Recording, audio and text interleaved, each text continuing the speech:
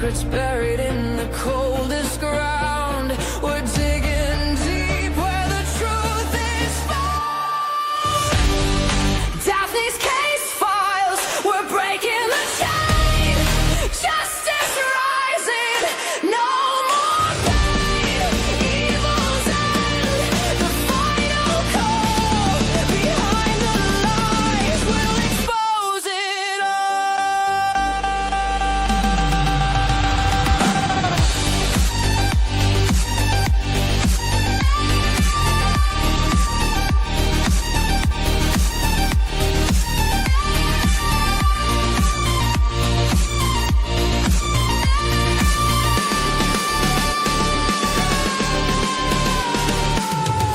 Whispers echo in the darkened halls.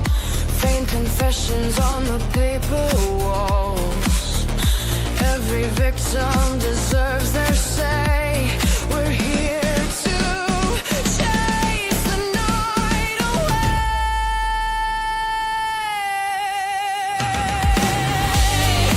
Daphne's case files, we're breaking the chain. Justice rising, no more pain. Evil's end, the final call. Behind the lies, we'll expose it all.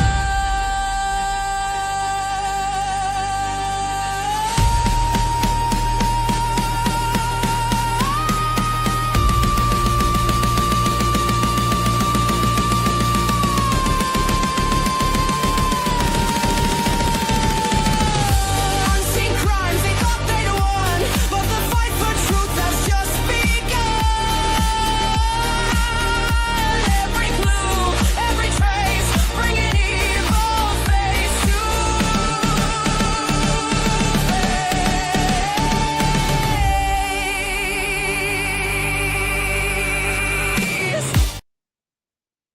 Hello and welcome back to Daphne's Case Files. I hope that you all can hear me okay. How is everybody doing on this windy day? Is everybody doing okay? Yes. I am a part of that windstorm and we lost power earlier and then it was flickering for about 10 minutes and then it went out and wow, it's a lot. It's a lot.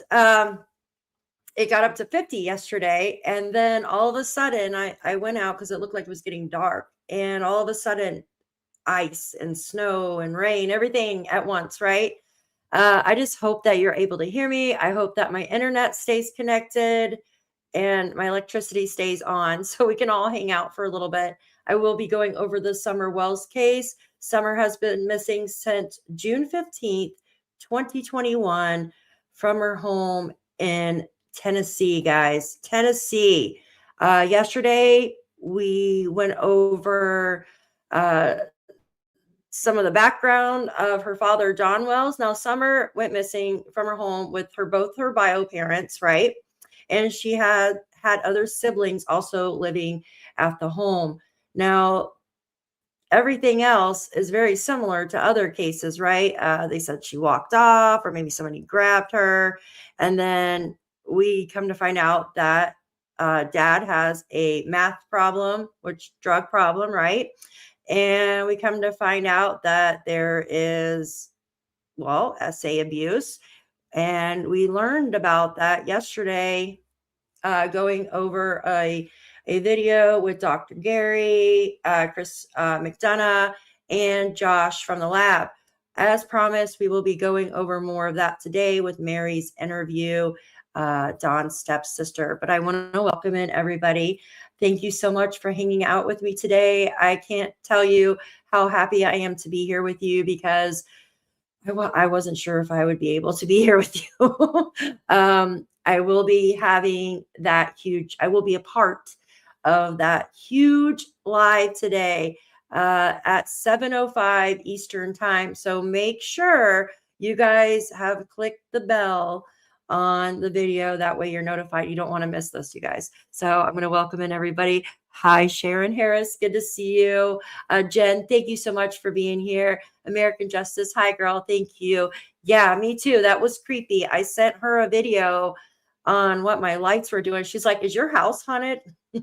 Yeah. I was like, I wish. It's the electricity. And my ears keep popping too. It feels weird, like there's echo, right? Jasmine, hi, good to see you. Thank you. I appreciate you. Thank you. I actually did my makeup today. I put like foundation and stuff on. Usually I don't. I just put like bronzer on. Thank you so much. Anastasia, good to see you. Eastern Girls Crafting, good to see you. Thank you for being here. Angel Wings, hello. Susan, I'm going up. Hi, Kelly, good to see you. Hopefully your electric's still on too. Susan, hello, hello, hello. I'm going up. I'm going up. I'm going up. Andrea, hi, good to see you. Wendy, Scorpio Moon, good to see you. If I missed your name, hello and welcome. Thank you so much for joining us today. Yes, yes, that is the first thing. So when your electronics go down, the first thing you want to do is like unplug it or take the battery out and wait like 30 seconds to a minute and then put it back in. That's like usually will fix everything, right? Like my computer, it is so old and it's my daughter's school laptop for college. So I've been using that. Every day. I usually about 3 times a day, depending on how much I'm on it.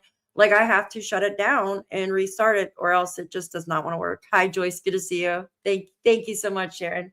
Thank you. But yeah, usually that'll fix it. If not, then then you got a bigger problem. But as promised, we will be going over more of that video. We're going to be showing Mary's interview, and I really like Dr. Gary. Him and I, like, I'll think of something, like he'll say it.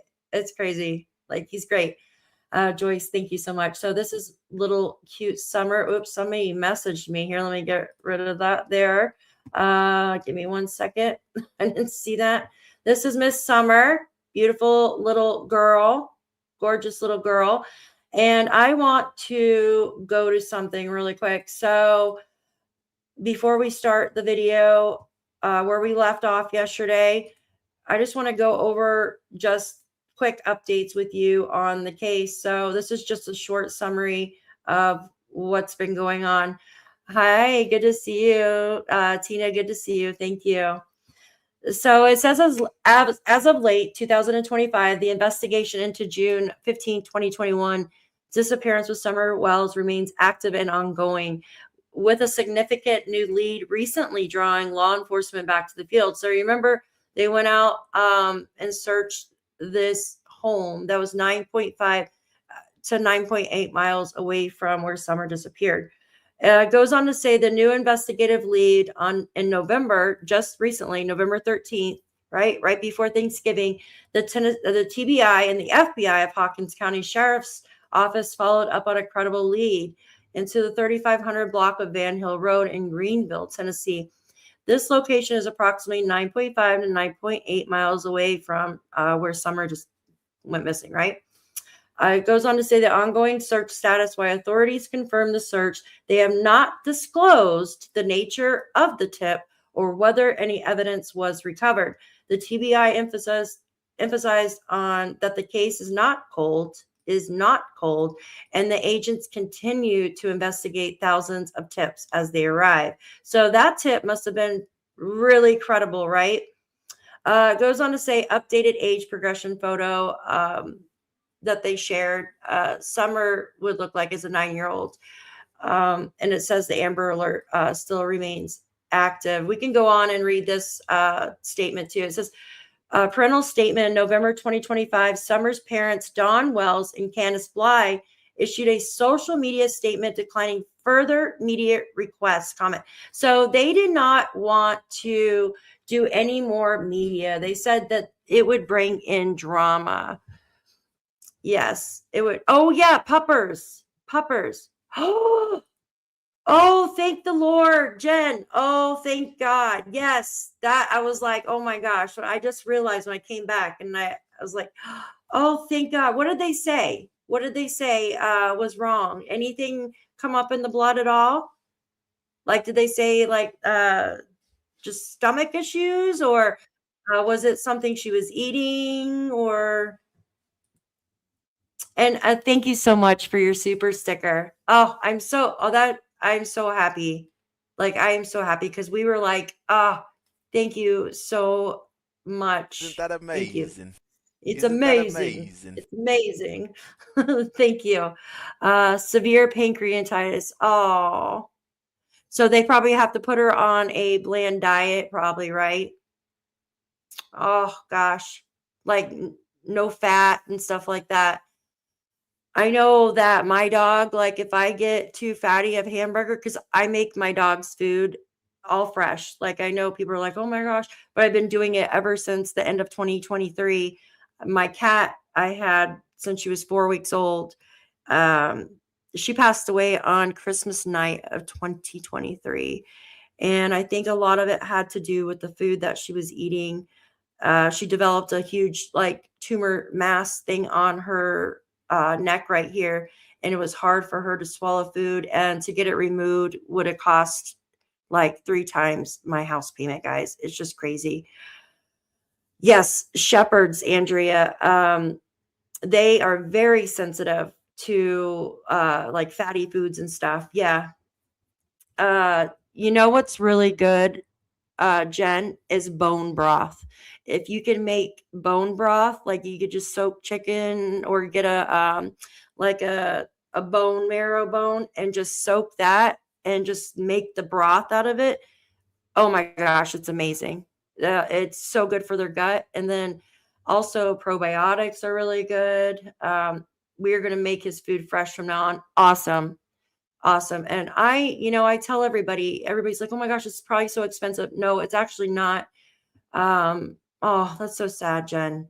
It's so sad to see your little loved fur babies like that. And I'm sorry, Les, keeping it real, honey. I hope you feel good. Just gotta take it easy some. It sucks to see your fur babies like that. Jen, I will send you some of the stuff that I feed my dog. Um, and man, she does great on it. So she does. It's been 2 years that she's been eating this way now, and just the fatty hamburger though, you gotta stay away from. You gotta make sure to get just the real lean, like the 93%, even though it's more expensive, but it's better for them. But yeah, I'll send that over tonight. List of stuff if that helps you. But absolutely, absolutely, girl. I will definitely do that. I'm happy though that no, not the C word. Thank God. Uh, Geez. So with Dawn and Candace, which is Summer's parents, they did not want to do any media, guys. They said, well, we don't want any more drama. Well, guys, like they're the ones who brought the drama on themselves, in my opinion, with what they have done in the past and what they continue to do with drinking and doing heavy illicit drugs, buying minors alcohol and smoke and smoking with the minors. Like this isn't like your Brady Bunch family, right? You guys, like this is like pretty bad. So it goes on to say family situation. Now it says Don Wells has recently expressed frustration with law enforcement and stated that he and Candace are currently living with family in Arkansas.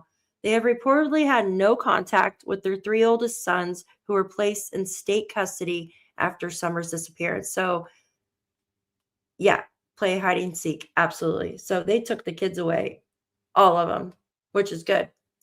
It's good. Somebody had mentioned that the dogs were taken as well. Oh, Melinda, I'm sorry.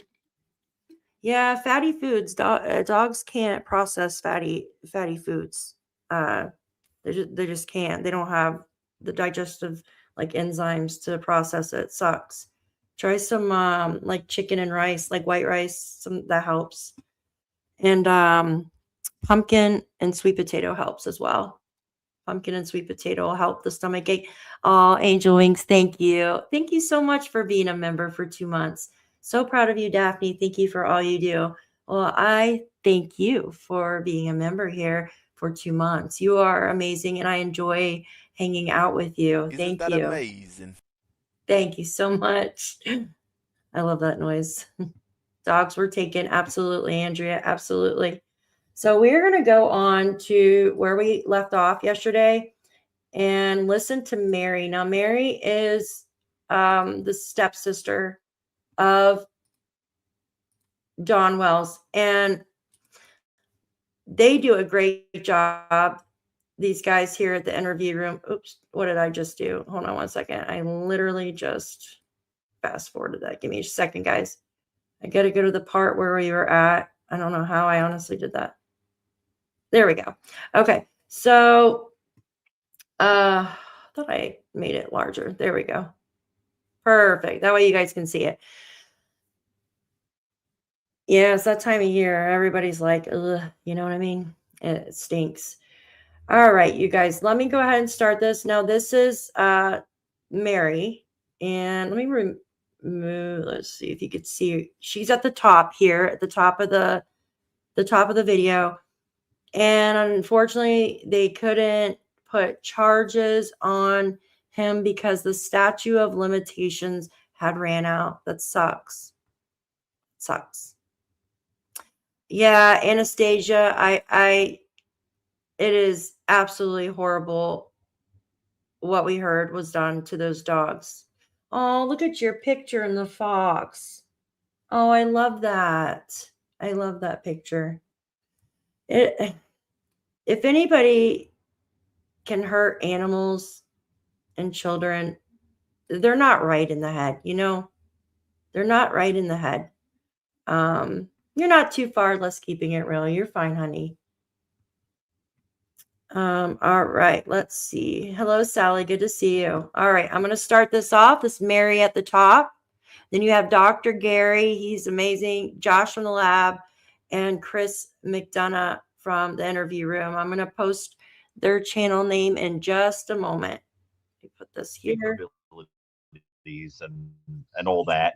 Here. But you'd also have to be somebody that knew that there was a kid there. I mean, the whole thing is, this is the problem. You'd have to be, on the one hand, somebody organized enough to be like scoping the place out and know that the kid is there, right? That you have to go down that place and take the kid, and this is how you're going to do it without leaving any traces. But you'd also have to be disorganized enough to be the type of person to take the type of kid. So unless you're dealing with a mixed offender or two offenders working together, where one is organized and one isn't, the profile doesn't add up. It sounds like a phony story, because if you've worked with enough offenders, that you know that like these traits shouldn't coexist in the same person, right? I mean, Chris, wouldn't you say it doesn't match? There's organized qualities, but you'd have to be pretty organized to do it like that. Yeah, and that was one of the things that I've been saying from the beginning. I haven't left the house because of just that. To your point, Gary, because it makes sense. Yeah, it just did. Not only did it make sense, the risk level coming into that property, the universe would have to be on schedule 100%. That they would have known, that individual would have known this 5-year-old was going to be in that basement at that time. Right, not just the house. Right. That's right. The basement. And then nobody there, Gary, it's Dr. Gary, there are 5 people that were there that we know of that admit to being there in the middle of the day, and the dogs make no noise. Whoever stole her they couldn't have went through the house because the boys were in there, and you'll see why as when we go inside. But then there's this back door that allegedly was locked, but this perpetrator would have had to have known that she was in the basement at that time, and then know that it was unlocked, and while not triggering anybody's attention. Right. Including 13 dogs. They have to be an organized enough offender that they left not a trace of evidence, right? Nothing. So we're being asked to believe that this is an highly organized, meticulous person who also has disorganized elements, like doing it was broad daylight, right? Yeah. It's in broad daylight. Yeah, right there, and probably a local, because like they knew this house, they knew the area, the whole thing. And they just wander in and snatch a kid and walk right out the door and leave no mess. I mean, the elements don't make sense together unless you have two different offenders. One is organized, one's disorganized, or it's not true. It's just that there are problems with that story from a profiling perspective. And what sounds, a lot more likely is that somebody who isn't particularly sophisticated cooked up a ridiculous story. Yeah. I mean, that would be my guess, Chris. I mean, but I can't prove it. No, we get it. And we appreciate your insight. So let me take you into the house, and then we want to hear from Mary. Mhm. I want you to see the basement. So do I. I want you to see the point of exit, point of entrance. And so let me get back over here real fast, and I'm gonna get to the basement. That trail right there, my boys, they ride those dirt bikes that are leaning against the truck over there. Okay. You can see there's one of them. Okay. And they Those are like 50 cc's, aren't they? Yeah. Yeah. That one ain't. I think it's only like 25. I think. Okay. I'm gonna So yeah, over to the house here. in the basement. Got it. Okay. So what happens when she comes in? The boys are playing where? No, the boys are actually sitting here, Okay. and they're actually sitting right here at the table watching TV. Okay. So they're at the table Yeah, I come watching in and get TV. 'em. Okay. They were all locked in. Nobody could get in. Nobody could get out. Kind Okay. of thing. Now who's this on up here? That's my little sister that's missing. Oh, that's Rose. That's Rose. That's missing. Oh, wow. She's missing. Wow. And who's the guy? That's her ex-husband. Wow. Do you think he had anything to do with that? I don't know. Okay. Yeah, we don't want to go there. Can't say. Sorry, I gotta add myself real quick. I just want you guys to look at this house. Like, holy moly. Put your freaking clothes up. Put your clothes up. Oh, yeah, I know. Angel wings. Like, come on. Like, I like doing laundry, but I hate putting my clothes up, right? Like, I just do. I hate putting my clothes up. Excuse me. It does give me anxiety too. Like, I cannot stand clutter. Hi, butterfly kisses. Good to see you. Good to see you.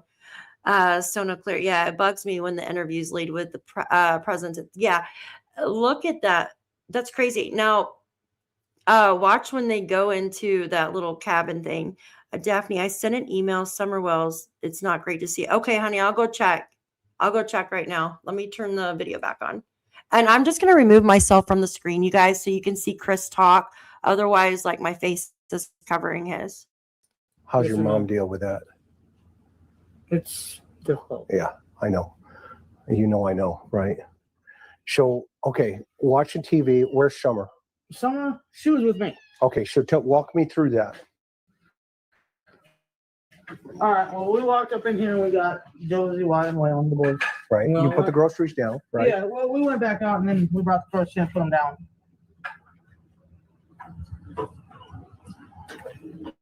And then Mom, she went and took her stuff to her house, put her stuff away. Okay. And then, of course, me and Summer went back over, put our stuff away. Okay. You went back in. Yeah, me and Summer went back in the house. And then we were just doing normal stuff. Okay. On the house like we normally do. And I come out, Mom was sitting there at the time I come out and I'm standing here. I was like, what are you doing? What are you staring at? She's like, these plants, I gotta get them transplanted. I was like, well, Summer will help us. So I went back in. By that time she was sitting on the floor playing with her toys. Right here? No, in the kitchen where we were just at. Okay. She was actually sitting on the floor playing with the toys at that time. I said, Summer, you want to help plant flowers? And she jumped up, left her toys and us. That's cool. Yeah, Then we well, walked that's over what kids here. do. It's their job. All right. Okay. We Yep. walked over here and we transplanted these cactuses from the little pots that they were in. We transplanted these ones here into this bigger pot and that one into that bigger pot. And then she took the rocks that we've gotten from different gem mines when we went up to Gatlinburg and stuff. Okay. And she's the one that spreaded all the rocks around in here. And then she put her puppies in here. She wanted Chase in there, you know. Okay. That was cool. Where are those puppies now? What do you mean? Oh, the little puppies. They're Yeah, ruined. these little. Oh, yeah, those little guys. Oh, that's Patrol. Paw Patrol. Yep. Yeah, that's the police one. Yep, that's Chase. He's always on the case. Okay.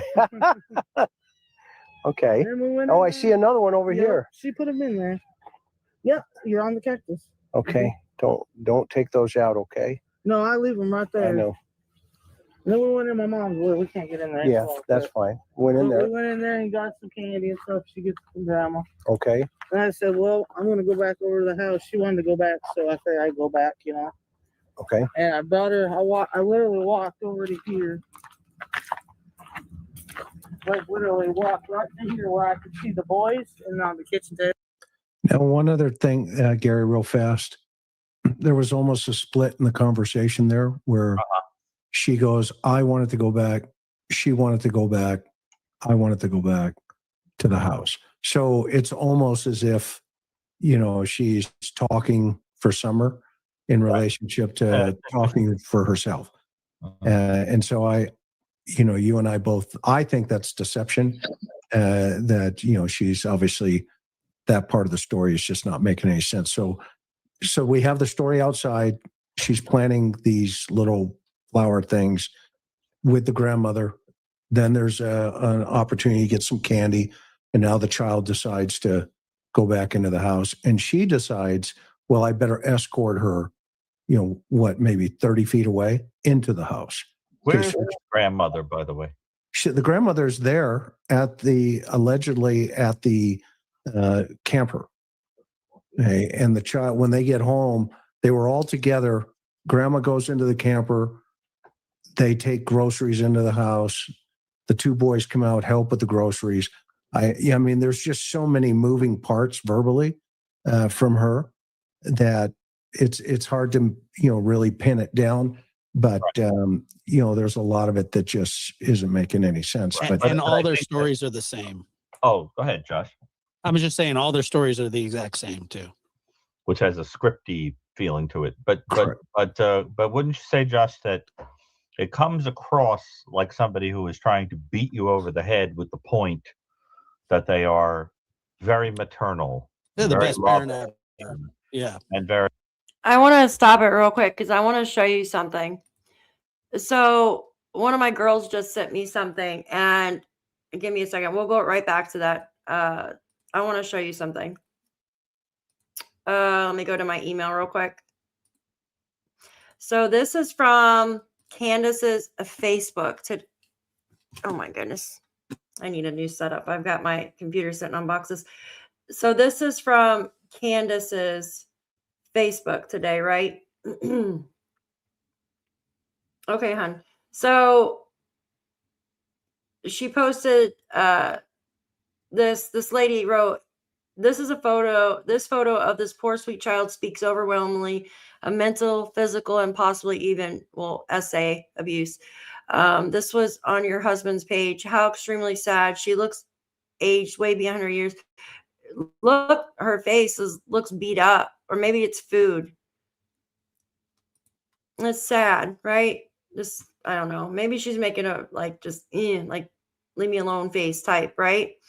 And then someone else wrote, like, I have kids. I saw a video on Evil Exists YouTube channel that showed pictures of Summer, though. I don't think there is an excuse for the way she looked, like dirty, right? Matted hair. It doesn't look like her hair was brushed or anything. Now I know little kids can like mess their hair up and stuff, but damn, I feel like they shaved her head because she didn't want to brush her hair. Like the mom didn't want to like keep up with her hair. So she shaved her head, just in my opinion. Or we also have heard alleged rumors that, it looks like taunting. Looks like, or excuse me. We also heard rumors that allegedly Candace was trying to give Summer to her mom because she wanted a boy. That's so sad. I know, Deborah. It's horrible. Hi, Sarah. Good to see you, honey. Good to see you. Meep. It's horrible, right? It's absolutely horrible. Oh, it looks like she has a black eye here, right? Like right through here. Like it's been there for a while. But I mean, the picture is blurry too. But it looks like she had a black eye from something. Yeah, I know. It's just sad. Just really sad. There's something else that I want to show you really quick. So this doesn't really relate. Well, it kind of does. But so this is something that I pulled up earlier. Now, you know that I follow the Jack and Lily case like religion, right? Like I do. I've been following that case like just since day one. And you know, like we know that Candace and Dawn took polygraphs as well, and it says they both passed, right? But we were never told like what questions they were asked. In the Jack and Lily case, Daniel says all the questions, right? He took it 3 times. All the questions were about Erder. Like, did you, you know, unalive the kids? Were you accessory to unaliving the kids? And just stuff like that. They didn't ask if, like, do you know if the kids would go with somebody? Do you know what I mean? Like, do you think that they would run off or anything like that? Yeah, I know, Sarah. It's just heartbreaking. So I just want to read these to you real quick. So it says a polygrapher would focus questions on unaliving, even if the police publicly stated the children ran away for several strategic reasons related to the investigative process. Polygraphs are an investigative tool, not evidence for court. Do you know that if a search dog finds an article or picks up a scent on something in a search, that that article can be used in a court of law, but a polygraph cannot, right? Yeah, I would love that, Andrea. Thank you. Yeah, if you guys want to send me anything, here is my email. It's the same as my, I almost said TV show. It's the same as my channel. Right here. But it's at gmail.com. My TV show. It's the same as my TV show. That's my email there, guys, if you want to. Oh, and this is our Facebook group. So if you guys want to join our Facebook group, that's our Facebook group here. It's a good way for like us to chat and stuff. So it goes on to say, polygraphs or results are generally inadmissible in court. Their primary value to law enforcement is as an investigative aid to guide the investigations, screen like the suspects or elicit confessions to basically get a gosh, I can't talk, to get a baseline on the person, like to see how they are as a person. Like I remember Daniel saying, yeah, they joked with me and blah blah blah, because they want to see your, like, how you are as a person. Like, are you easily manipulative, or do you go along with the flow, or you know what I mean? Are you gonna tense up when we're trying to joke around, stuff like that? Anyways, it goes on to say, information not released to the public. The police may have evidence or leads not shared with the public or media that suggests foul play is a possibility. And the runaway narrative is the public's line to manage the investigation or media. The polygraph questions would be based on the actual potentially non-public facts of the case. And it goes on to say, ruling out the worst case scenario early. Investigations into missing children are recommended to consider all scenarios. Remember how the RCMP said everything is on the table? That's what they said. They always say that. Recommends to consider all scenarios, including abduction, homicide, and from the beginning.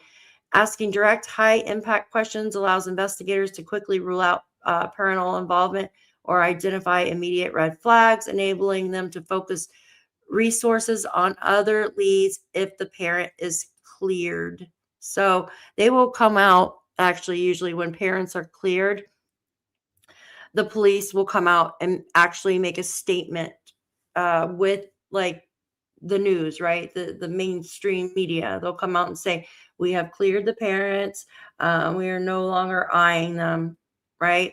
That's usually how it works. But I wanted to show you guys that. And what is your thoughts on that? Like, do you think, like, why would, I would love to know what Candace and Dawn's polygraph questions are. Hey, good to see you. Good to see you. I would love to know the polygraph questions. Hope you're doing good, Pam. Okay, Sherry Lynn, honey. I would love to know their polygraph questions. All right. And I would love to know like Chris Proudfoot's and stuff too, and Katie's. Oops. In case you missed the point that I'm, mother of the year, that kind of thing. I That's can how- imagine a scenario where anybody, well, I'm sure there are, but she's probably less than 30 feet from the door. And she says she walks her right over to the door. A 5-year-old, I mean, you can see her walk in, so I found that really weird. But yes, helicopter mom is what it seems is what's being described right here. Yeah. Right. But the look of the place doesn't match it. I mean, it looks like, it's like Yeah, a junkyard or something. I mean, it doesn't look like a warm and toasty environment to, put together by somebody, appreciative of the needs of children. It doesn't, you know what I'm saying? This is not Sesame Street. I mean, it looks like a And Mary can give us deep insight into that as we go along here. So Mary, I love you, you know that, but just kind of hang on for a little bit, because I think what you got to say, Dr. Gary is going to find fascinating here. Oh, yeah, I'll definitely find it fascinating. Okay, because we're baptizing him into the Summer Wells case for the first time. So anyway, let's get into the house here first. Got him? And I watched her walk in there, and afterwards, when she was already in there, I walked over, I said, quiet, and he looked at me and I said, watch Sissy, I'll be right back. And that's when I walked back over to my mom's. Okay. And I was fixing her brace and stuff like that. And I said, well, Mom, I got to go back over with the kids. And that's when I come back up into the house Okay. with the boys. Okay. Not funny. You walked into the house. I walked into here.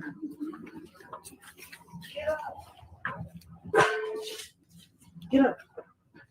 I walked in here and them three were sitting right here in front with their eyes glued to the TV, like always. And I said, boys, where's your sister at? Well, she just went downstairs, Mom, to play. So I went over here like this, because this is where the stairs are. Okay. It's actually down under there. Oh, down into her Down into bedroom. our bedroom, and then hers is on the other. I want to pause it right there for a minute. Guys. Holy moly. Yeah, Jen, I don't know. I don't know, honey, where Grandis went, but look at that. How I could never get my butt in there. I'm telling you, I would oh my gosh, I am not flexible anymore because my back and hips and stuff, but I could never crawl down in there. How could dungeon entrance? Yes, that absolutely. That's exactly what it is. That's crazy, right? That's creepy. How on earth? It's like, I don't, yeah. Like how can the mom and stuff get in there? Hi, the only Lolo. Good to see you. So good to see you in here. I'm glad you're here. Thank you. How on earth can they get in that hole, guys? That's crazy to me. That's just crazy. Look at this. Okay, in the basement. Yeah, in the back. Under the Well, this thing. makes sense now. See? And then I yelled and I said, Summer. Look at Summer. that. And she Is didn't- that a I listened sink for a minute. I or didn't hear something? nothing. So I went like this. Is this how? Guys, what is this? A kitchen sink? What is that? I always call it a kitchen sink, but what is that? Look how she's getting in there, guys. How the hell? Oh my God. I would break my neck trying to get in there, y'all.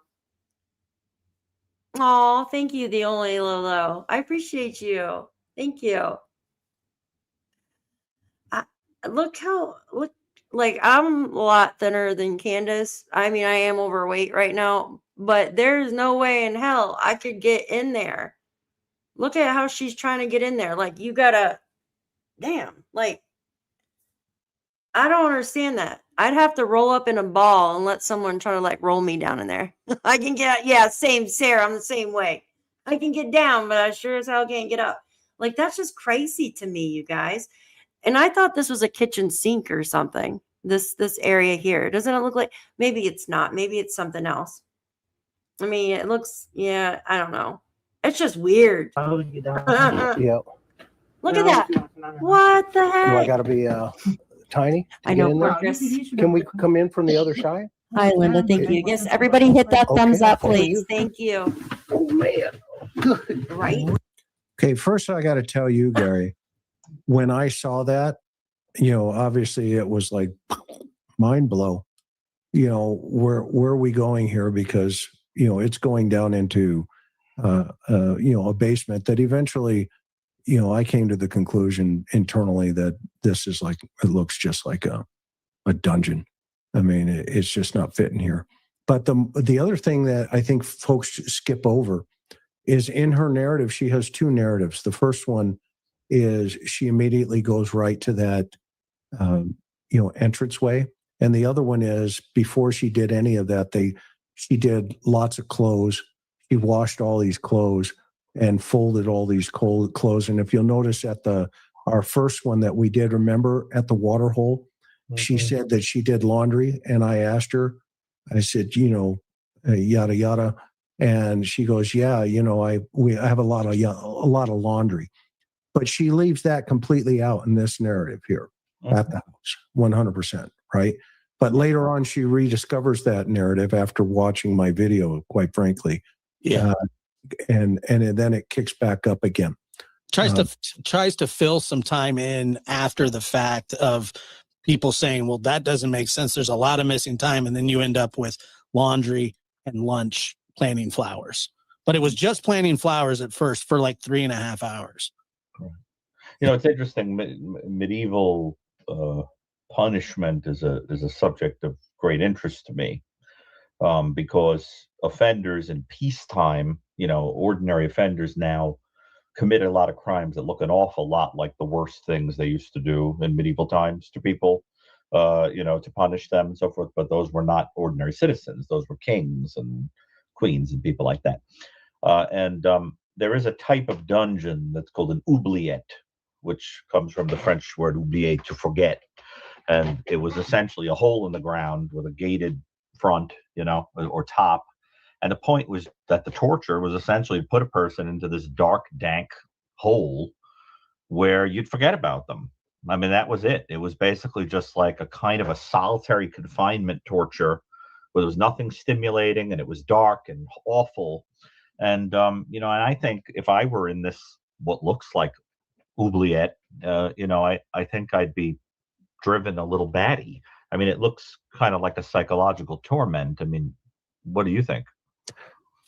I was floored. It's horrifying. I mean, and of course, I was in, full investigative mode. So I, kept my composure as, What kind of a 5-year-old's going to go down there by themselves? Well, right.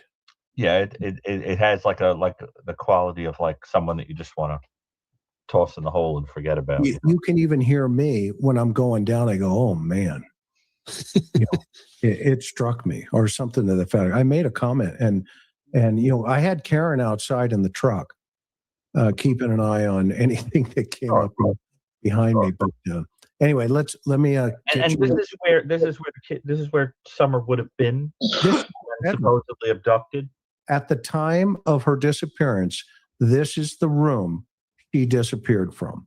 How many entrances are there to that oubliette there? One, the top that I'm going down, and two, a door outside exterior.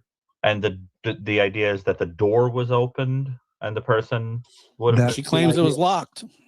Yeah, but that the suspect, the allegation is the suspect must have seen her in that basement, came into that door and took her out that door down a dog trail, and disappeared with the child.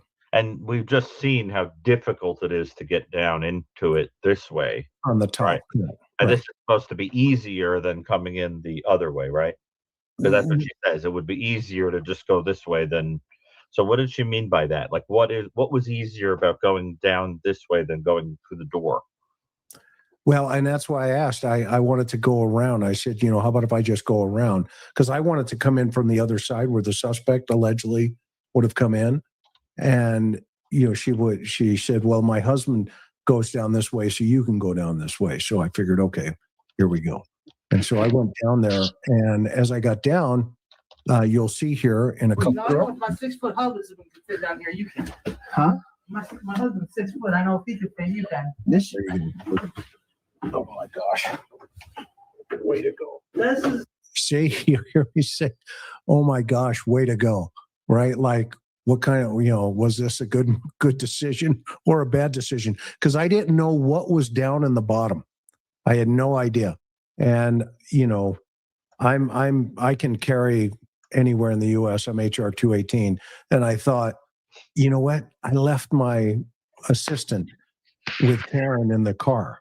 And I'm thinking to myself, well, that's not the sharpest tool in the shed today. It's a rookie mistake, brother. Yeah, exactly. So anyway, so the first thing you see is, Girls Gone Wild. It's been determined that's probably what it is on TV. To the left side this is the door that you're looking at to the left. That's the door. And then to the left of that is the bedroom, is the father and mother's bedroom, which is just a mattress on the floor. No door.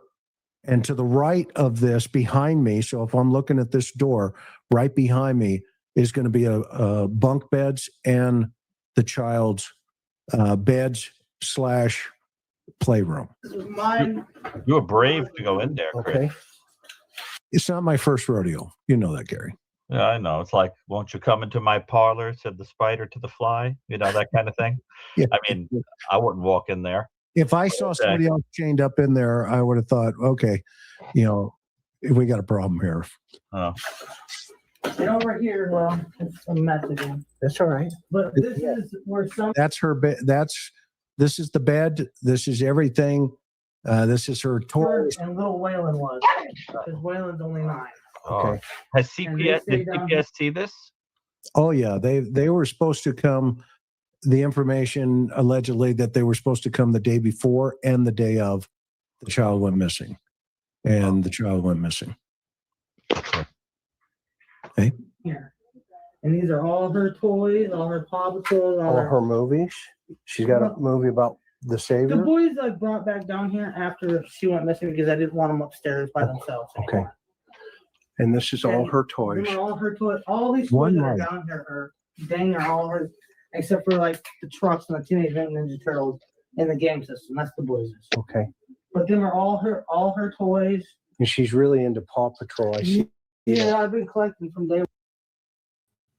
And that's the thing too, guys. Just because they're on the poor side doesn't mean they have to live like that, right? You don't have to live in filth or hoarding like that. There's no reason for it. Like, I grew up, like, my mom was a single mom for half my life, right? And like from I think 11 or 12 until I was 18, like my single mom. So we didn't have much money and stuff. And our house was never like that, ever. So there's just no reason to keep your house like that. Like, God dang, have a freaking garage sale or something. Get rid of that clutter. But I know that people that, not all people, but some people that grew up not having a lot, and then they just collect stuff when they're adults. And the more stuff they have, I guess it makes them feel secure. I watched like a documentary on that, like a few years back. But yeah, there's no reason, you know what I mean? There's no reason to keep your house like that. It's just, gosh, you would think like the kids would get lost in the damn house. You know what I mean? Summer's Dungeon. They could actually make that a nice house if they freaking got rid of that shit, had an actual real like entrance to get in to downstairs, right? Like, instead of crawling in a damn mouse hole to get into the basement, like, that house wasn't made like that. They put the cover on top for some weird reason.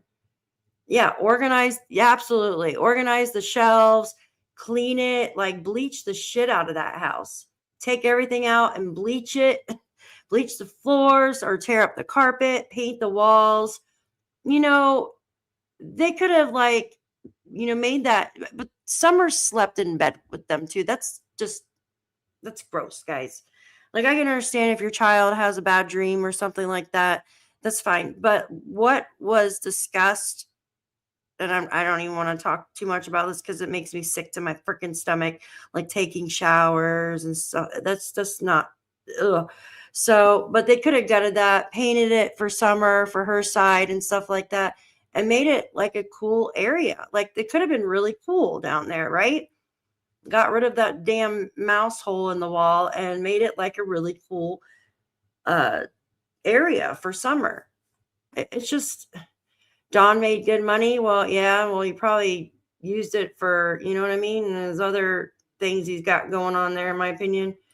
But Mary's getting ready to talk here in just a second, you guys. For some reason, I accidentally rewinded it a little bit. And this is Mary at the top. She's waiting to talk here. Now that's the entrance to the parents' room, and See the parents? These are all her little ponies that we. one window They're that's bought. blocked out. And then Shh. these are them girls Yeah. that she likes. Them new fashion. I don't know what they are, little princesses or whatever. She's like all kinds of. Here's one of them bracelets. Oh, that's just one of them. What do they call these? Oh, this is little pony bracelets. Yeah, I don't know what Yeah. they were really called, but she liked them, and so I would just every time I go to the garage sale, I'd buy her what she wanted. Okay. You know, This When just I sounds got like a the little money, I girl's spent room. it on the kids. Yeah, That this is is not a her. girl's room. This is. I understand her now Where's the light? Yeah. even better. Thank you. You're welcome. This is really important. But yeah, I come down and I searched. I looked up underneath the beds under there. We can't What get the them. hell? Yeah, yeah. But I looked under there, looked under every blanket I could possibly look under. Yep. And then I come over here and I look on one side and stand and work. And I don't recall if this was locked or not. I don't Okay. recall that. Okay. But I know So the reason why that I think that is so significant, she tells the authorities that initially the door was locked. And in this particular moment, this is her opportunity, I thought, to change that narrative to, I'm not sure if it was open or if it was locked. Right. And obviously it only locks from the inside. Yeah, yeah, yeah. And you'll see her, she's going to lock it. I'm going to walk out. And so this is where the suspect would I have. know I did come out there and I said, Summer. Because sometimes she'll sit right here and just How many rooms did they have upstairs? Do you know, Lolo? Do you know how many rooms? Like you would think, like if they have like a couple rooms upstairs, right? You would think that they would make that like the boys' fort down there, like the whole room, like the whole area could be for the boys, right? That would be a badass like room for the boys if they cleaned it up and then had like TV, like a couch, their beds and stuff like that. That would be awesome. You don't know. Yeah, I don't. 3 rooms and a bath. So only 3 rooms. Is that counting? Thank you, Lean on Me. Do you know if that's counting like their rooms in the basement? Well, that's not really rooms. It's more like an open space, divided kind of, but oh, it's so sad. Yeah. I would have had that whole thing downstairs for the boys.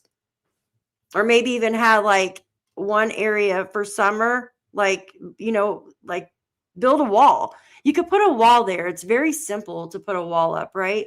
And she could have her own little door. That way she had her own stuff, right? No wall, so one room. Oh, it's so easy to put a wall up. It's harder to take them down because you gotta find out where, you know what I mean, where your braces are in your house, because you don't want to knock one thing down, your whole house falls down. But it's easy, very easy to put up a wall. It's just drywall, and it's, you know what I mean, like it's not hard. So yeah, they're lazy in my opinion. It's sad. Boys' room, kitchen, the makeshift bath, laundry. Jeez. Yeah, see, they could have got it all that and just so the kids all had their own thing, sit here and play just for, And usually when she comes out and she goes directly that way up to the swing. Oh, okay. So this is like her. Yeah, she Where just she walks come running out. Wow. Oh yeah, you can see the She path just here. goes right to the swing. Right, Nice you can plan, see where though. she could have run. So essentially, the child comes, That's what I thought, Tina. during her routine, according to mom, we're hearing it here. She comes out to the side of the house, runs to that tree, and that tree is a swing. Yep. That tree And is swinging. so that's essentially, you know, the story, and they've stuck with that story from day one. Well, because that's probably what she actually did, right? Actually did like all the time, like ran out of the thing and went to her swing. That's probably what she liked to do. But the thing is, that house would be nice. It's secluded, man. You could actually gut that out and fix it up where the kids have their own rooms and stuff. The yard is huge. Like, man, they could have, if Don actually did drywall and stuff like that, he could have built them all a fort. Like, you know what I mean? Like, in summer, a playhouse. It's just sad. I seen a photo where they were putting up railing to the stairs. Okay. But after the fact, though, right? Like after the fact of her leave, or you know what I mean? Not leaving, but Okay. And now so let me stop sharing here for a second. Is there anything else you want to see? Do you want me to keep moving or anything else, Gary? I'm dying to hear from Mary. Yeah, me too. So let me stop that. Okay. And Mary's at the top, or my mother would never forgive me. And so, Miss Mary, meet Dr. Bricado. Yes, nice to see you. It's a pleasure. So kind of fill him in, the Reader's Digest version Mhm. of what's been happening in the last couple of days, how you guys kick this off in terms of the second train here, going down the track with what happened to you and your sister. But, just kind of narrow it down if you wouldn't, if that is that okay with you?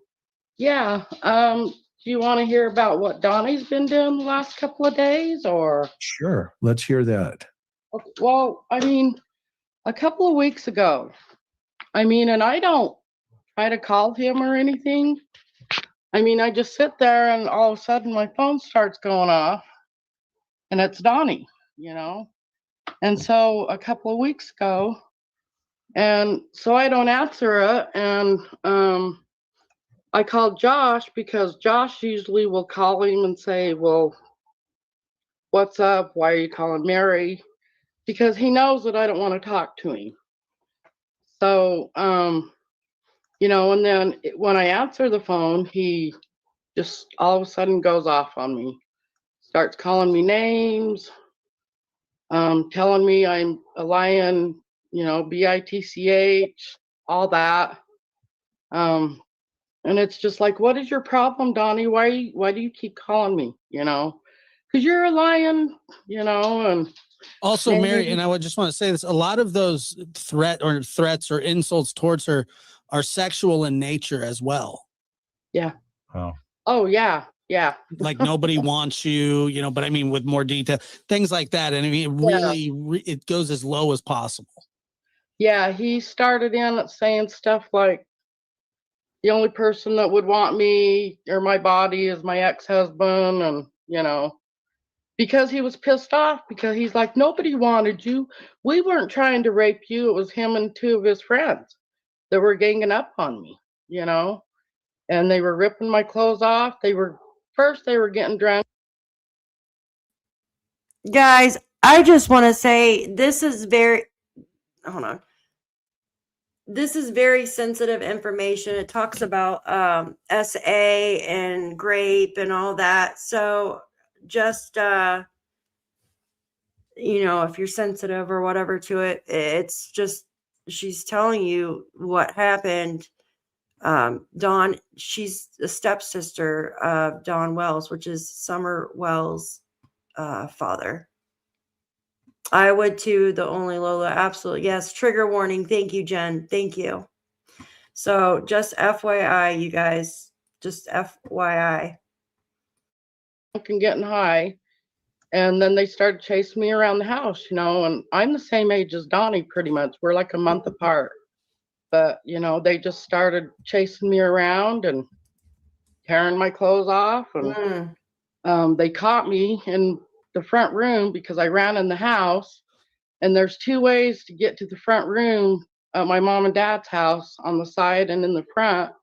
So they kind of all three like blocked me in, got me down on the front room floor and started ripping the rest of my clothes off.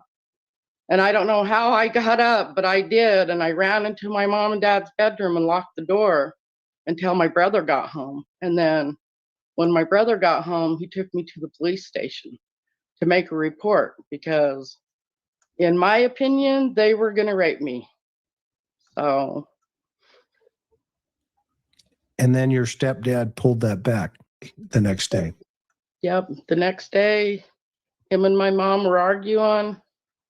And he even told me himself, you're going to go down to the police station and you're going to, tell them that it was all a mistake. And, and so I had to. It's like he told me I had to, or he was kicking me out.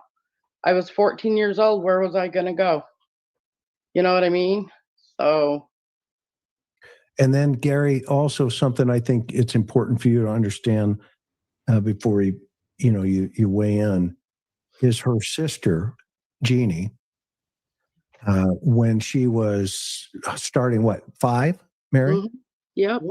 Till about 12 years old, almost weekly and or nightly, it varied, but it was consistent for 7 years. He essayed her consistently. And as well as other individuals, cousins, family members. Oh, I have to stop for a minute. That is so freaking hard to hear, right? Like she tried to go down, you know what I mean, to tell the truth, and he's telling her basically to shut up, like to lie. Oh, what a freaking piece of shit. Etc. Yeah, nieces that won't come forward that I have actually talked to, but they absolutely will not come forward. And so this was all reported to the law enforcement authorities, and they conducted a thorough investigation. They ran up against the statute of limitations, but they had interviewed him in jail while he was in custody on a DUI. Josh obtained those tapes of the police interview, and he played them on the lab. And if anybody wants to hear those, you can get over to the lab and listen to the whole thing. And then he now is in this phase now where this is where the threats have come to the surface here. And so we have multiple victims that we know of right now. The police know about it. And, he says he's coming to Utah where Mary lives. And last night or whenever it was, Mary, what did he say he was going to do? Yeah, first he called me a couple times and I didn't answer it. And so he sent me a couple of texts and he goes, by the way, I got my old job back in Utah. And then he sent another text and said, are you happy? ? And I didn't respond. And then he called again and it went to voicemail and he said, I'm coming to Utah. What did he say? Yeah, something like, I'm coming to Utah, or I'm on my way to Utah, bitch. And then hung up. So, and this was 2 weeks ago when he said, and Josh has the recording because I recorded him, and he said he was going to break my jaw. He sold his house, he's off parole, and he's coming to Utah to get me. Have you given that information to law enforcement? Yep. The next day I went and got a hold of the police and they made a report. And then they also had another report, like it was about 2 months prior to that, he had sent me a threatening text. And so they had the report of that. And then last night or yesterday morning, I called them because he had just called me, a couple days ago. So, and they've got the report of all that. And that's all on recording too. So what is your understanding of the motivation for being that angry at you at this time? I don't know. It's like he gets drunk and he can see stuff like on YouTube that I was on YouTube a year ago and it pisses him off. So he starts calling me. but he's pissed off because I went and made a report against him, you know, because I really feel like he needs to pay for what he did. Mm-hmm. Absolutely. But yeah, he's angry at me because of that, you know, and, you know, it could be stuff even that happened all of our lives together. You know what I mean? Mm. So, I mean, I met Donnie when he was 5 years old. But Mary, tell him what prompted this again, you know, because it was reported by you in 70, I believe 79, Yeah. maybe 78. Mhm. But what prompted you guys to, and by the way, that didn't involve Chris or I at the time at all. We didn't know anything about this. Right. Yeah. Well, this was just a couple of days after she went missing. Me and Jeannie, my sister, the one that he had been sexually assaulting since she was 5, we started talking about Summer because we never knew that Donnie had a girl. We just thought he had boys. And then we found out that she was 5 years old. And Jeannie was telling me, well, that's the age I was when he started sexually assaulting me. And I was like, oh, because I didn't really know because Jeannie never told me. All So, the other children are male? huh? All those other children are male? Yes. Donnie's other children? Donnie's Yes. children. Yeah. They're Yeah. all Yeah, male except for Summer? Well, no, he's got one more daughter that's older. She's probably forget about 30 That lives in the or house. something, and her name's, well, another older daughter. So, Well, the reason I ask is because, again, an accusation can't be made here, but I'm just trying to understand. You're saying that this is somebody who has a history of assaulting girls exclusively, right? The Yeah. choice would be female in terms of victim. Yeah. So it's interesting that there's just, you know, there's that one little girl in the house that, you know, you wonder if something like that was right. going on. Because that's, I'm just curious if that's what's being suggested. And I guess the point is that if somebody is concerned that you may be making a link between past behavior and current behavior, you might Right. be getting too warm in terms of what theoretically could have occurred. That Right. would get somebody very upset, because once somebody knows about the past, it doesn't take a rocket scientist to start wondering about what may have gone on, you know. Right. Yeah. And so if you're going to tell a story like, you know, somebody broke in to take this person, they're a terrible person who wants to hurt children, and the person listening to the story doesn't know that you have your own history of such event, you know, such things, you know, Right. you walk away with a very different impression.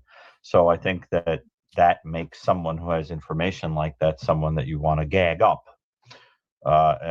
Because you telling that story, I mean, you have thousands of people listening right now. Anybody hearing your story right now would say, oh, that changes everything, doesn't it? You know, and so I think, especially if you put it through a megaphone, it gets this person obviously very upset. And then you put that together with the possibility that, you know, if you are one of these people leaning towards the idea that this is a cover-up story, I'm not making any statements like that, but if you are leaning that way, what would be the motivation for doing that? That you're trying to get away with something and you're trying to eliminate evidence and get rid of a person whose body or, you know, story could give testimony to something that you have done, and you might have a history of it. So you could just imagine that what you would have to do is threaten anybody who had info. Oh my God. And I mean, that's the whole point, is to get people out of the way because they know too much. So I think that's the whole idea is, you know, you want to pay attention to when the person gets whipped up.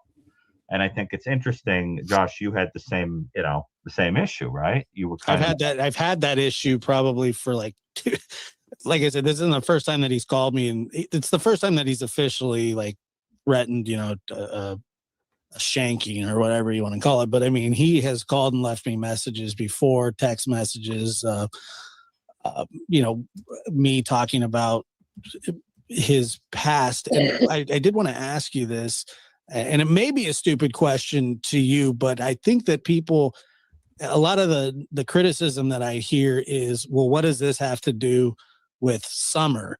And how important to you are these people's past? I mean, is it of the utmost? Is it, not really that important, or? Oh, this is gold. This information is essential. I mean, Chris will tell you in the Cold Case Foundation and in places when you're trying to profile or get a sense of an offender, one of the most important things to know is if a person has a history like that, because past behavior predicts future when it comes to violent sex offending. Wouldn't you say, Chris? I mean, you when you see a person who's anything but a teenager or 20s, committing an offense, you're not thinking it's their first rodeo. You're thinking, when did they do it before? And so we go looking for it, and it's like, people are like, how did you know to ask that? Well, because I was looking for it. I knew it was going to be there, right? I mean, so wouldn't you say, Chris? That's like essential. Yeah, it's right. It's fundamental 101, and because from an investigative analysis side, obviously, my role is to gain information and then feed to Dr. Bricado, right? I mean, this is what we do as investigators, and then they kind of give us, Dr. Bricado would do an assessment and then feed it back that, okay, this is the type of personality right that you'd be looking at. So one of the things I wanted to do right from the get-go was kind of get into the house, kind of get into the victimology, the family, kind of those dynamics that you're talking about, Josh. And then at that point, once we cross that bridge of, okay, well, if one of the family members has this in their background, which, thanks to Mary, thanks to Jeannie, coming forward, and Trish, her daughter, and saying, hey, wait a minute, the reason we called is because that happened to me when I was 5. Okay. That, and to Dr. Bricado's point, is gold. It's gold. And so also, Gary, what you aren't aware of, he called me because I was there. I was trying to get a sit down with him, and he wouldn't sit down with me, avoided me purposely for 4 days. And then finally he called me, and he ends up copping out on the phone that he had done those things to Jeannie and Mary when Jeannie was starting at 5, but she came on to him, and he was 12. A lot of externalizing of blame to right. A lot of criticism that we have received, Chris and I specifically, is because we have dug into the past and reported about it, and people get that want to either defend him or and I can understand. I understand that people are like, well, what relevance is it to that? I think the relevance is, it's just stacking these, just flags on top of each other, one after the other. Every major news site that covered this story talked about the criminal behavior of the parents in the article initially when Summer went missing, within the very first 3 or 4 paragraphs. Yep. And so we went further with it. We found more, the red panties and the DV from 94 in Florida, his sisters, and that's where his anger is coming from. Yeah, there's so much more too. Yeah. Right. But the thing is, look, part of the problem with trying to make a guess of the kind of person who would have done this is we don't really know where Summer is. I have to tell you that my strong inclination is that this is not a child who was just missing. I have to tell you that based on my experience, I suspect that the child was eliminated by the offender, but I cannot say that for sure because it's been so long. And I just kind of think, what could have happened to the child? Other than being taken by someone or put into enslavement or something like that, or taken by different people that you've been sold to or something, it's very hard to believe the child is still around. Mm-hmm. And which is deeply, deeply heartbreaking to say out loud, but I suspect it. And then you have to ask, by what mechanism did that happen? And there's only a few scenarios, one more awful than the other. If you're dealing with a situation where there was some kind of offense going on and the child just happened to pass away, okay, I understand that. But there's the other possibility that the point is that you intentionally eliminate someone because someone's about to come in the house, or there's about to be I don't know, like, do we know anything about, like, were there any investigators coming in very soon thereafter, or child protective services or anything like that, where the timing would be suspicious, or do either of you know? According to Dawn, the day before Summer went missing, CPS had showed up There you at their go. house and closed Hi, an open Golden. case, Good to see you. allegedly for somebody calling them about shooting the dogs with BB guns, the kids. Oh. But he said that the case was closed. But there are also, he's also said that I believe that CPS allegedly was supposed to show up on the 15th as well. Am I on that? Or so, you know, and I've always went with I've always thought that it was an accident cover up. But then when you bring in if CPS was supposed to come on the 15th, what are the odds of that? Well, the reason I'm asking is because, and again, this is all just speculation. Sure.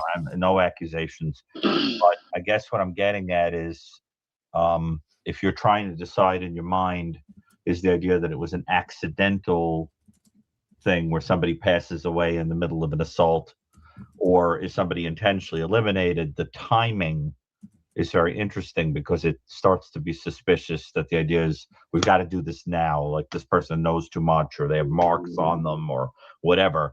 So that what's horrifying about it is, if that happened, how was the body eliminated? That's the other thing. I mean, your mind starts going to horrible kind of scenarios because you have to sneak out somehow, you know, with a body, and then take the body someplace and eliminate it. I don't know where people's minds are going on that, but is there anyone who's speculated about that? I mean, do we have any ideas about that? Well, you know, in Donnie's first interview with the television, you know, the first words out of his mouth were, "I'll see her in the resurrection." I mean, to me, he's saying she's already gone. Yeah. Well, I don't know. Who says that? right.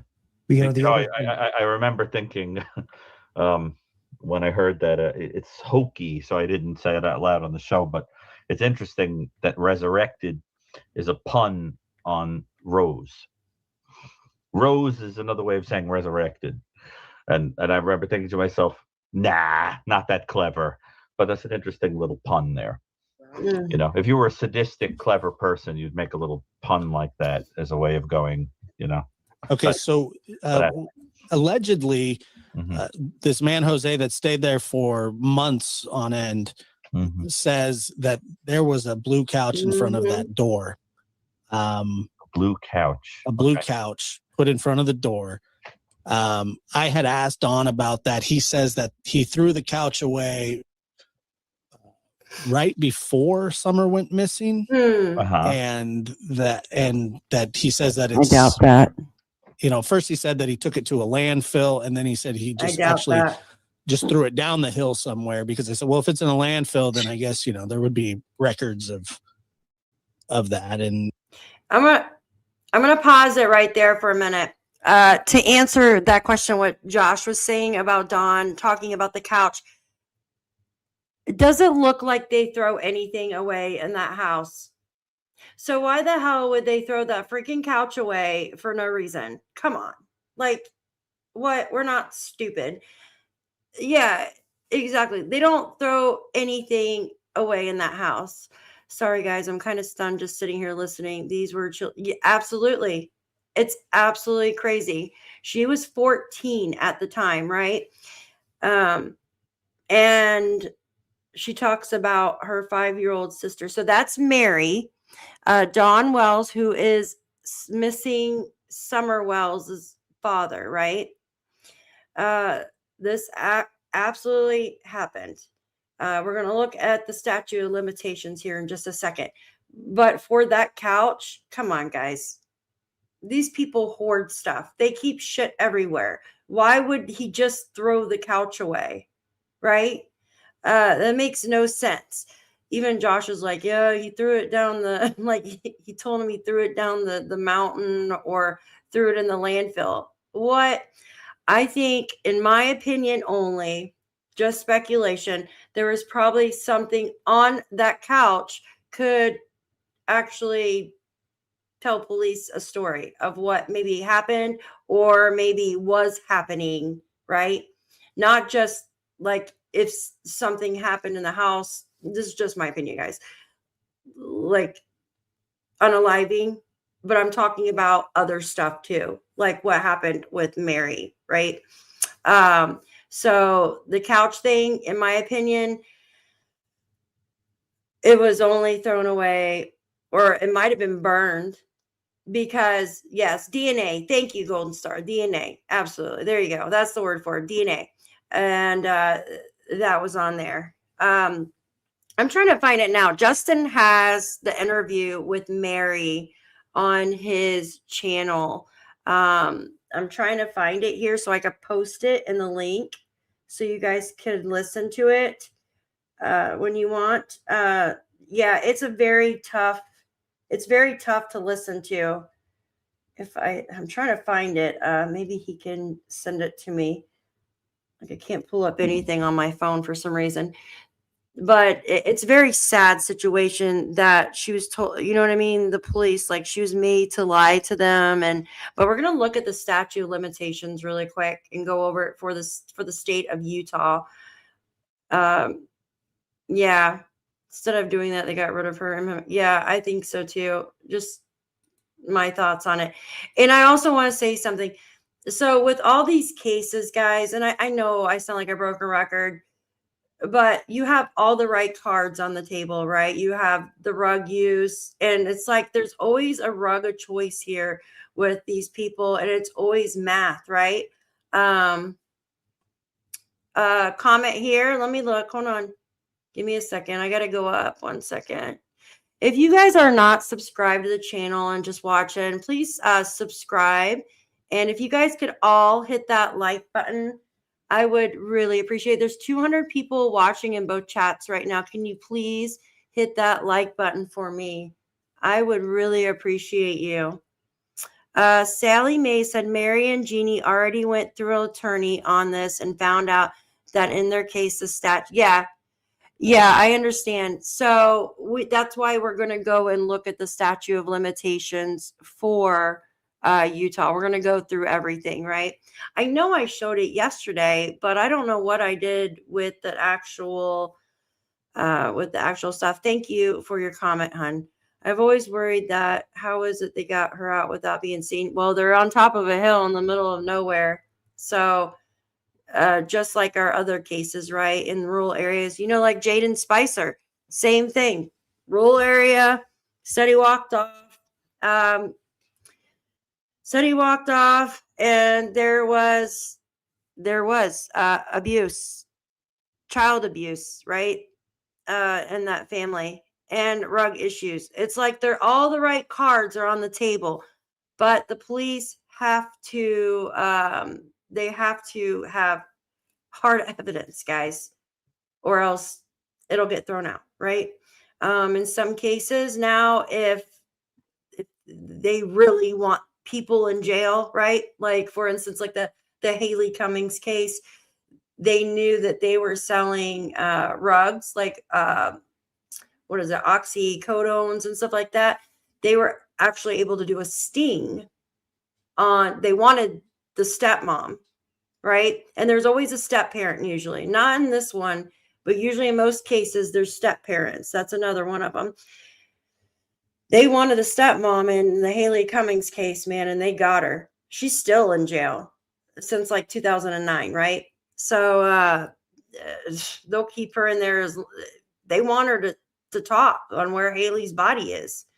So even though if they can't get them on that, they'll try to get them on something else. So we are going to look up now, guys. This is sensitive information. Yeah, and it always seems like that, Tina. It always seems like there's always a delay in calling 911 and stuff, right? Like it's just crazy. We need to be better for all our children. Absolutely. These children are our future and we need to be better, right? It's absolutely crazy. They have a beautiful property. There's no reason why their house can't be gorgeous, especially if he was a contractor and stuff. I don't understand that. And Grandis living on the couch and Grandis poof gone. Yeah, that's weird, Alicia. Absolutely. And I find it, and Grandis was living in that RV, right? At one point, just like Janie, like, and Jack and Lily. It's just a weird situation. So I have here, let me remove this banner real quick, guys. I don't know if I have, yeah, it's already 6 o'clock. So it's make sure, guys, that you are subscribed and hit the bell, because at 7 o'clock, we have a town hall for you guys on the Jack and Lily case. So you do not want to miss that. So this is just a quick rundown of the Utah law for a limitation, right? So it says for the essay of a minor depends on whether the case is criminal or civil, right? This is Utah. Utah has no I don't know. Am I pronouncing that right? Statue. I thought it was statue. We'll just call it SOL. Limitations for most serious sex crimes against children, meaning prosecution can begin at any time. No time limit. Crimes such as rape of a child, and then I don't like saying these words on YouTube. The object, rape of a child, sodomy on a child, and aggressive essay of a child can be prosecuted regardless of how much time has passed. So, yes, it's 7 p.m. Eastern time, guys. It's in 1 hour from now. And it goes on to say that limited. So it goes on to say that the wind is like driving me crazy outside. Unlawful activity with a minor, prosecution must generally start within 10 years from the time the victim reaches age 18. If it's a felony, or within 2 years if it's a misdemeanor, right? That's for that one. Forcible essay generally has an 8-year limit if reported to law enforcement within the 4 years. So if she would have reported it right then and there, unfortunately, she couldn't, because her dad and stuff, like, right? Her stepdad and the mom too. The first photo, the place was a horrid trash, beer cans, pot. I know, it's crazy. Crazy. Thank you, Kelly. Thank you. It makes me so sad, because it would cut down a lot of these but yeah, absolutely. Absolutely. Absolutely. So forcible SA generally has an 8-year limit if reported to law enforcement within the 4 years of. So hers would have been forcible, right? She said she was 14 years old, right? Misdemeanors. Most general misdemeanors have a 2-year window for filing charges. Civil, see, these should all be no limitations at all. Civil lawsuits for damages in Utah are governed by Utah law code. Against a perpetrator, civil claim against the person who committed the abuse can be filed at any time. Against a non-perpetrator, such as like a business or something, I think this is for claims against organizations that may have facilitated or allowed the abuse, like knowingly, right, to go on for 4 years after the victim turns 18 by age 22, or 4 years from when the abuse was discovered, whichever is later. Then it goes on to say time barred claims for cases that were already beyond the previous time limits. As of July 1st, 2016, victims have 35 years from their 18th birthday, or 3 years from the effective date of the statute, whichever is longer. Guys, 5 to 14, yeah, absolutely. So in my opinion, there should not be any damn limitations on this. There shouldn't be. Because, if this happens to you as a child, right? And later on, as you get older, like you put that in the back of your head, right? You put that in the back of your head. And sometimes, you wonder like, why am I like this towards this person or something like that. And then later on, when those repressed memories come back, then you remember and you're like, oh my God, this is what anything could trigger a memory of what actually happened, right? Yeah, PTSD, absolutely. And some don't tell right away. Oh, Sherry, I'm so sorry. It's just, I think that's one of the worst things that you could do to a child, in my opinion. Oh, I don't even want to talk about it. It just breaks my freaking heart. That poor little girl, and I honestly believe the freaking couch probably had something on their DNA that they could get off there and make an arrest. Oh gosh, let's keep it real. I'm so sorry. Oh, I gotta take a break before we do our live tonight, guys. Like this was really hard to watch. It's really hard. Block it out. Absolutely, you block it out. They do. They break their spirits. They take away the innocence. It's and it's usually someone that they're close to, like your father or your uncle or family friend, or in most cases. And in most cases, when unalived, it's usually stepfather or father or uncle, just by statistics, right? Absolutely, there should be no limitations, Janet. Absolutely. I told someone else and they told my mom, you have to. And sometimes, like in her case, the mom didn't. Like, how can you not believe your kid? Or how can you not I don't understand that. Like, I would flip out. God forbid something ever happened to my kid. I would just freak out. Because like I said, it's like one of the worst things you could do to a child. I just think nearly everyone in Hollywood has experienced. Oh gosh, I know. Hollyweird. I say that Hollywood. Especially many threaten them. Absolutely. Yeah, like threaten to like hurt like their mom or dad or brothers and sisters or something. Yeah. So they'll keep their mouth shut. It's amazing what your mind can do, right? Like how it can suppress memories that are so. Hi, Mama Sue. Good to see you. Meep, you are absolutely 100% correct. Her mom totally failed her. Oh, it's just heartbreaking, you guys. Gosh. Guys, we will pick up on the rest of this tomorrow. I'm going to look for Justin's interview with Mary, and I'm going to ask him if I can play it, because I didn't realize he did an interview with her, and we can go over that. Oh, thank you, Kelly. Thank you. Yeah, the town halls is tonight. Not a mom. Absolutely, I agree. Whispering. Candace allied on someone, I think Donald, but Hawkins didn't help Summer on the call. Candace did 911 and said he was hurting Summer. Oh, it just makes my stomach sick. It really does. Guys, go and make sure, if you are not subscribed to the channel, to subscribe. That way you can watch our town hall tonight. So in our town hall, we have Justin, myself. Here, I'll write the names. I'm going to write the names down here.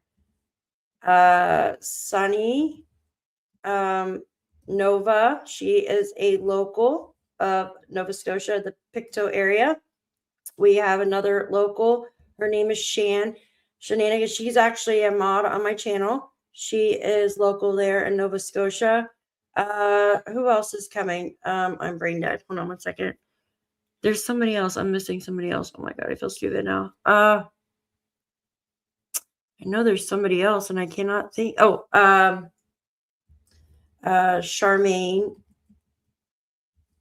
She lives in Canada as well. So I know, yes, Charmaine. So there are a couple other people that have the link as well. So they will most likely be joining if they feel up to it. So I was trying to get Brooks to come in too. Yes, thank you, the only Lolo. Yes, please do not forget to tap the like button, you guys.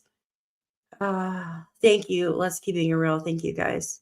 All right, I'm gonna head out. I'm just gonna take a mind break for a minute, clear my head, make sure I use the restroom, get a drink, and all that before our live here in less than an hour. So you guys get ready. I think he was invited. He was sent a link, Meep. So yeah, I'm looking forward to it too, Golden Star. Absolutely. Yes, I will be live streaming here on my channel. We all have our own like channels going. So whichever channel you guys are at, you can all watch. Oh, banana bread. That sounds good. I actually have some of that in my kitchen that was made fresh last night. All right. I love you guys. And I will see you back here in less than an hour. I'm going to go clear my head. I have to. It's going to be fun. I've never done a panel with so many people before, but we're all friends and stuff. So it'll be good. It's good to do this so we could speak out about missing children. So we'll be going over a lot of topics. So yes, justice for summer. Absolutely. Absolutely. My daughter made chocolate chip in it. Oh my God, that sounds good. Oh God. Oh, I love you too, Kelly. Thank you, Jen. Guys, yes, Golden Star, thank you. And the only Lolo. I will see you guys here in a few. I appreciate each and every one of you for being here. You are amazing. And we will see you soon. Thank you so much. Love you guys. Good night.